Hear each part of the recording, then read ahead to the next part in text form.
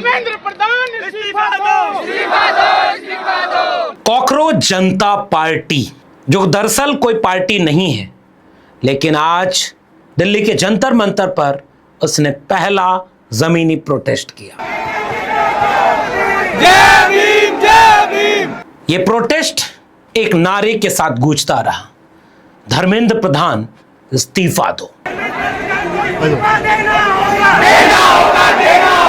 धर्मेंद्र प्रधान का इस्तीफा इसलिए मांगा जा रहा है क्योंकि देश में नीट से लेकर के सीबीएसई और तमाम परीक्षाओं के पेपर लीक हो रहे हैं, अनियमितता आ रही है और गंभीर संकट यह दिखा रहा है कि शिक्षा व्यवस्था इस देश की पूरी तरह चौपट हो चुकी है, जिसके लिए दोषी शिक्षा मंत्री हैं, लेकिन भारतीय जनता पार्टी अपने शिक्षा मंत्री को बचा रही है। आज पहला प्रोटेस्ट जंतर मंतर पर हुआ।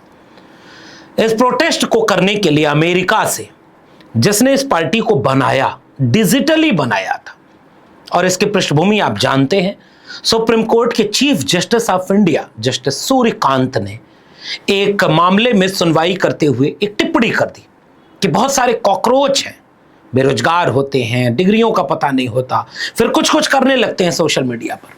हालांकि बाद में चीफ जस्टिस ने सफाई दी कि उन्होंने खास संदर्भ में कहा था सारे बेरोजगारों नौजवानों को कॉकरोच नहीं कहा था, लेकिन कॉकरोच चल गया। अभिजीत दीपके नामक इस लड़के ने सोशल मीडिया पर एक बात लिखी कि क्यों ना हम सारे कॉकरोच एक हो जाएं। फिर उसने एक इंस्टाग्राम पेज बनाया, 22 मिलियन से ज्यादा उसके फॉलोअर हो गए। फिर उसके बाद अब ये पहला प्रोटेस्ट कर रहा है।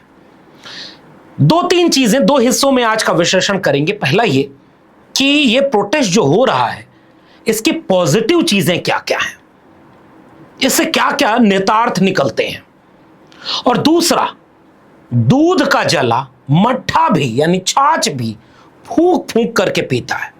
इस देश ने ऐसे प्रायोजित आंदोलन भी इतने देखे हैं, और उन प्रायोजित आंदोलनों का हश्र जो देखा है, उसके बाद बहुत बड़ा तबका इस पूरी गतिविधि पर शंका की नजर रख रहा है, और वो सवाल पूछ रहा है, जिस दिल्ली में आंदोलन करने किसान नहीं पहुंच पाए, महिला रेसलर पहलवान आंदोलन उसी जंतर मंतर पर करती रही, पुलिस ने क्या क्या नहीं ज्यादती की।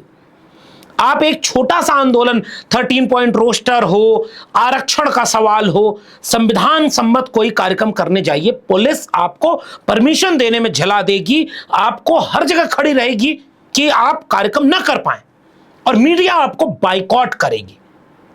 वहीं इस आंदोलन में पहले तो इसके 3 प्रवक्ता कहते हैं कि जो अभिजीत दीपके है, जब वो आएगा भारत तो पहले जाएगा पार्लियामेंट स्ट्रीट थाने में परमिशन लेने।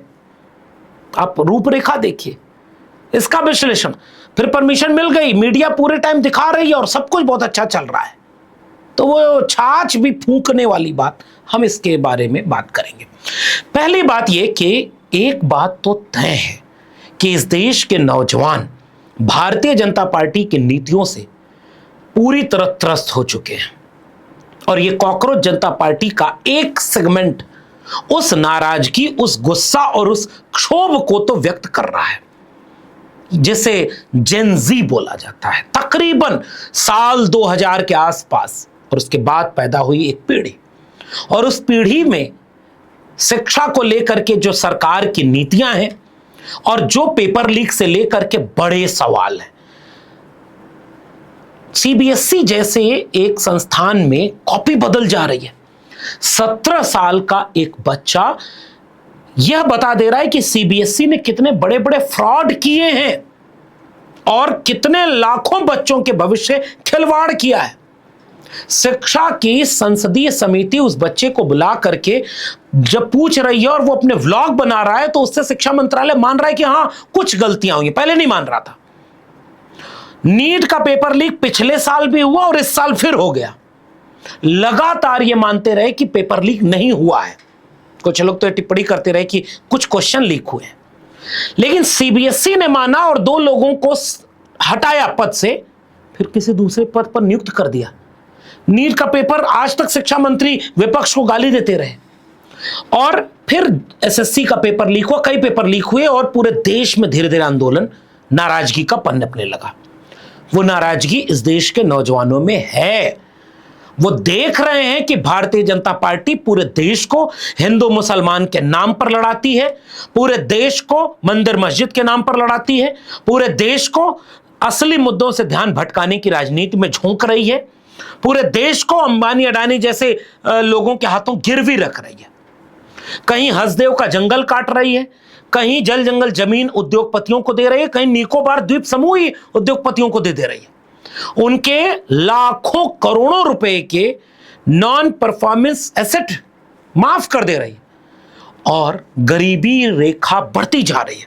पेट्रोल के दाम महंगे हो रहे हैं, सिलेंडर महंगा हो रहा है, बदहाली, बेबसी, लाचारी चारों तरफ हो रही। इससे नौजवानों के भी एक स्वाभाविक गुस्सा पनप रहा है, स्वाभाविक गुस्सा है, और उस गुस्से में सोशल मीडिया एक टूल है। सोशल मीडिया पर वो गुस्सा एक जगह संकेंद्रित हो जाता है। लेकिन इस आंदोलन को जो 6 जून को यहां पर हुआ, इसको सारे इस खास तरह के गुस्से को नेतृत्व करने वालों ने समर्थन किया। लेकिन इसमें समर्थन करने के साथ आप पूरी रूपरेखा इसके देखिए। वैसे जंतर मंतर जो गया होगा वो जानता होगा कि एक एरिया वहां पर कवर कर दिया गया है। एक रोड है जिसका नाम जंतर मंतर है, जंतर मंतर के ठीक बगल में है। उसको 2 तरफ से बैरिकेड कर दिया गया। पहले वो खुला हुआ करता था। आज से 4-5 साल पहले अगर आप प्रोटेस्ट में जाते रहोगे तो भारी हुजूम वहां पर होते थे, बड़े बड़े मंच लगते थे, बड़ी बड़ी रैलियां होती थी, बहुत बड़े बड़े आंदोलन वहां हुए। अब उसको 2 तरफ से बैरिकेड कर दिया पुलिस ने। उसी के बीच में छोटी सी जगह है जहां पर आंदोलन करने के लिए परमिशन दी जाती है। चारों तरफ लाउड स्पीकर बांध दिए गए हैं और आपको नियत संख्या के भीतर 1000 से कम, लगभग 1000। तो अगर इस पूरे भीड़ को एक्सटेंड कर लीजिए तो 1000 की भीड़ है। 22 मिलियन फॉलोअर में 1000 की भीड़। तो खैर ये इसका कई तरह का रूपरेखा होती है। सोशल मीडिया अलग चीज होती है, जमीन पर अलग चीज होती है। लेकिन इसके बाद इस गुस्से को कौन चैनलाइज कर रहा है? इसी देश में समाजवादी छात्र सभा से लेकर एनएसयूआई, देश भर में प्रोटेस्ट एनएसयूआई कर रही है। उत्तर प्रदेश में कई जगह समाजवादी छात्र सभा की, आपको नहीं पता होगा, सोशल मीडिया ने उस पर दिखाया तो वो आपके फीड में नहीं आया होगा, और टेलीविजन मीडिया उसको दिखाता नहीं। और बड़े बड़े प्रोटेस्ट हुए, कई लेफ्ट के ऑर्गेनाइजेशंस ने किए, सोशलिस्ट ऑर्गेनाइजेशन ने किए, अंबेडकराइट ऑर्गेनाइजेशन ने किए, कांग्रेस के ऑर्गेनाइजेशन ने, स्टूडेंट विंग ने किया, लेकिन नहीं दिखा। एक डिजिटल प्लेटफॉर्म बन गया कॉकरोच जनता पार्टी। ठीक है, इसमें कोई बुराई नहीं। 3 लोगों को प्रवक्ता बनाते हैं वो लोग। अब यहां से जरा दूध का जला छाछ भी फूंक कर पीता है, इस पूरी प्रक्रिया को एक बार समझिए कि शंका लोगों के मन में क्या है। 3 लोग इसके प्रवक्ता बनाए गए, जिनमें से 2 का संबंध सीधे आम आदमी पार्टी से है। विजेता दहिया एक ठीक ठाक पढ़ने लिखने वाला समझदार व्यक्ति जो सोशल जस्टिस पर भी बात करता है, वो भी एक प्रवक्ता है। और ध्रुव राठी से उसका रिश्ता भी बताया जाता है सोशल मीडिया पर। लेकिन जो 2 हैं प्रवक्ता, इन दोनों का तो सीधे आम आदमी पार्टी से रिश्ता बताया जाता है, रहे भी है।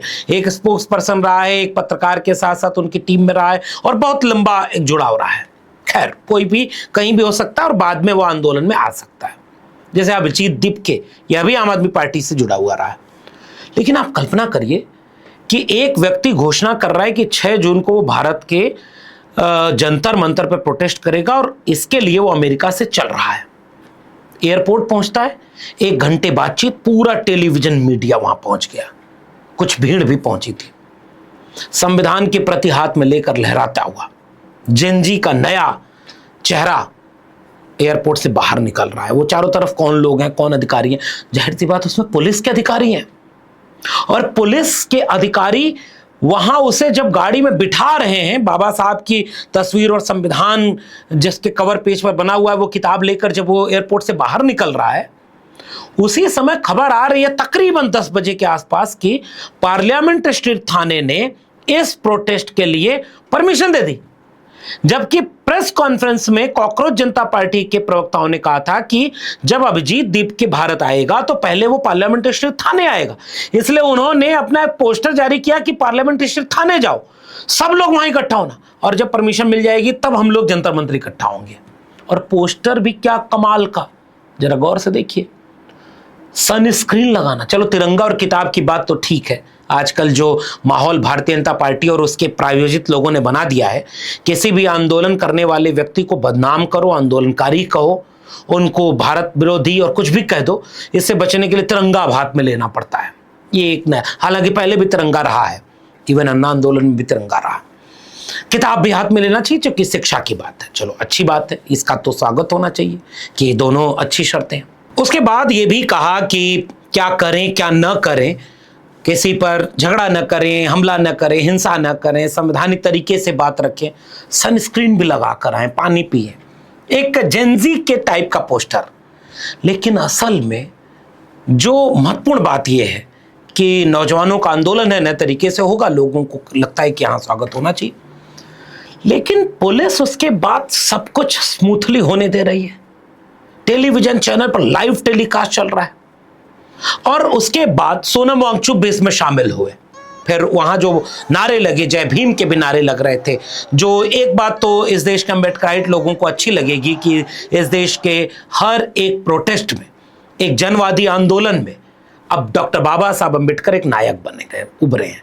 जय भीम का नारा इंकलाब जिंदाबाद के नारे के पैरेलल चल रहा है। ये भी तस्वीर एक सुकून वाली तस्वीर है। लेकिन एक चिंता तो ये भी है कि जय भीम तो भाजपा भी बोल देती है, भाजपाई भी बोल देते हैं, बाबा साहब की बात तो अम्बेडकर की बात आरएसएस और बीजेपी भी कर दे रही है। लेकिन पहचान कैसे हो कि कौन कहां खड़ा है? मिसाल के तौर पर अभी तक इस आंदोलन का ये रूपरेखा स्पष्ट नहीं है कि ये किस दिशा में जाएगा। जैसे 6 जून की प्रोटेस्ट हो गई, इसके बाद क्या होगा? हो सकता है फिर कोई बात सामने आए। लेकिन आपको इस देश के बाकी कोनों पर हो रहे आंदोलनों के बारे में पता है क्या? पटना में आंदोलन, इलाहाबाद में आंदोलन, वो आंदोलन तो स्वाभाविक रूप से छात्र करते हैं और छात्र करते चले गए।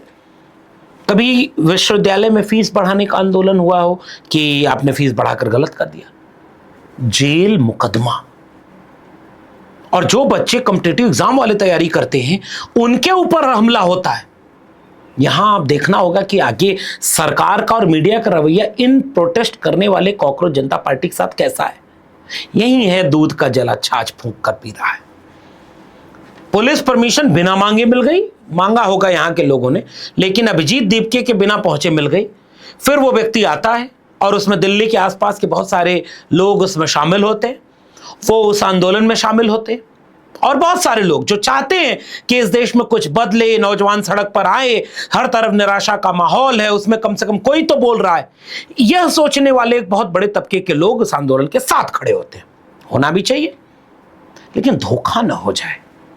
कौन लोग हैं ये लोग कितने गहरे सरोकार राजनीति के और विचारधारा के रखते हैं? क्योंकि इस देश ने बहुत अच्छे आंदोलन भी देखे हैं और बहुत धोखे वाले आंदोलन भी देखे हैं। इस देश ने जंग आजादी देखी है तो आंदोलन का एक विचार था, एक दिशा थी। इस देश ने उसके बाद जेपी आंदोलन देखा है जिसकी एक दिशा थी, एक विचार था, एक विश्वसनीय विचारधारा थी, नेतृत्व था, बदलाव हुआ। इस देश ने मंडल आंदोलन देखा है, एक स्पष्ट विचारधारा, साफ तौर पर लड़ाई और उसमें कैसे कैसे किस दिशा में देश को ले जाना है, ठोस रणनीति विचारधारा के आधार पर। इस देश में आंदोलनों से पार्टियां भी पैदा हुई। मान्यवर कांशीराम के आंदोलन से बहुजन समाज पार्टी का जन्म हुआ। जेपी के आंदोलन और उसके बाद मंडल के आंदोलन से समाजवादी पार्टियों का जन्म हुआ। जनता दल बना और जनता दल से राष्ट्रीय Janata Dal United, Samajwadi party, Janata Dal secular, बहुत सारी पार्टियों का जन्म हुआ। आंदोलनों से निकली पार्टियां। राम मंदिर आंदोलन ने बीजेपी को खड़ा किया, आंदोलनों से सब कुछ हुआ। लेकिन बाद में जब अन्ना आंदोलन हुआ तब लोगों को समझ में आया कि जो आरोप लगा वो बाद में कहीं साबित नहीं हुआ, उन आरोपों में कोई जेल में नहीं है, जो वादे किए गए उनमें से कोई पूरा नहीं हुआ, काला धन आया नहीं।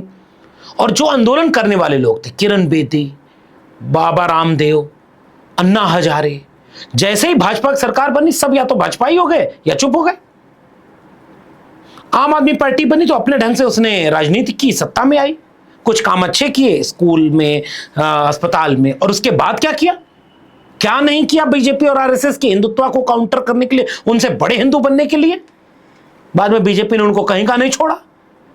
लेकिन आंदोलनों का दोनों चेहरा इस देश ने देखा है। आंदोलनों से कुछ बहुत सकारात्मक निकला है, जिसने देश को दिशा दिखाई है, लेकिन उसका स्पष्ट विचार हुआ करता था। अगर आरएसएस बीजेपी भी हिंदू राष्ट्र के लिए आंदोलन कर रही है तो उसका एक विचार है। मंदिर का आंदोलन कर रही थी तो अपने विचार को लेकर कर रही थी। मंडल का आंदोलन चला तो एक विचार केंद्र में था। कांशीराम का आंदोलन चला तो विचार केंद्र में था। सोशलिस्ट आंदोलन चले तो विचार केंद्र में रहे। कम्युनिस्ट आंदोलन चले तो विचार केंद्र में रहे। इन विचारों के बिना जो आंदोलन हुए उनमें अमूमन धोखे मिले हैं। और इसलिए एक सवाल लोगों के जहन में है कि इतना सब मीडिया क्यों दिखाई जा रही है, इतना सब ग्रीन सिग्नल क्यों मिल रहा है, सब कुछ बहुत पॉजिटिव चल रहा है, ऐसा क्यों? आगे आने वाले दिनों में यह देखना दिलचस्प होगा कि जिस देश में, अभी आपसे भी मैं कुछ पूछ दूं सवाल, हसदेव के जंगल काटे जा रहे हैं और इस देश के छत्तीसगढ़, झारखंड, मध्य प्रदेश, राजस्थान, महाराष्ट्र, जाने अनगिनत जगहों पर आदिवासी आंदोलन कर रहे हैं। ये मीडिया एक बार नहीं दिखाता, आपको भी नहीं पता होगा। दलितों के आंदोलन चल रहे हैं, पिछड़ों के आंदोलन चल रहे हैं, किसानों मजदूरों के आंदोलन चल रहे हैं, आपको नहीं पता होगा। इवन छात्रों के कई जगह आंदोलन चल रहे हैं, मीडिया कभी इंटरेस्ट नहीं लेता। अचानक से सनसनी बन के कोई चीज आए और छा जाए तो छाछ तो फूंकने का मन करता है। ऐसे में देखना दिलचस्प होगा कि आगे की रणनीति इनकी क्या होती है और इनको लेकर सरकार का रवैया क्या होता है। कुछ लोग कह रहे थे कि अन्ना हजारे और रामदेव से मिलने भी 4 मंत्री एयरपोर्ट पर गए थे, तो पुलिस एयरपोर्ट पर गई लिवाने तो क्या बात है। बाद में क्या हुआ उनका ये भी तो समझ में आया। प्रायोजित चीजें नुकसान करती हैं। प्रेशर कुकर का सेफ्टी वाल्व, अगर प्रेशर निकलता रहेगा तो काम चलता रहेगा। और जन आंदोलन, सरोकारी आंदोलन, वैचारिक आंदोलन ही कोई ठोस दिशा देता है। इसलिए आप भी नजर बनाए रखिए, हम भी रखेंगे, ताकि इनकी दिशा और दिशा पहचानी जा सके। फिलहाल इस वीडियो में इतना ही। वीडियो पसंद आई तो लोगों तक शेयर करिएगा।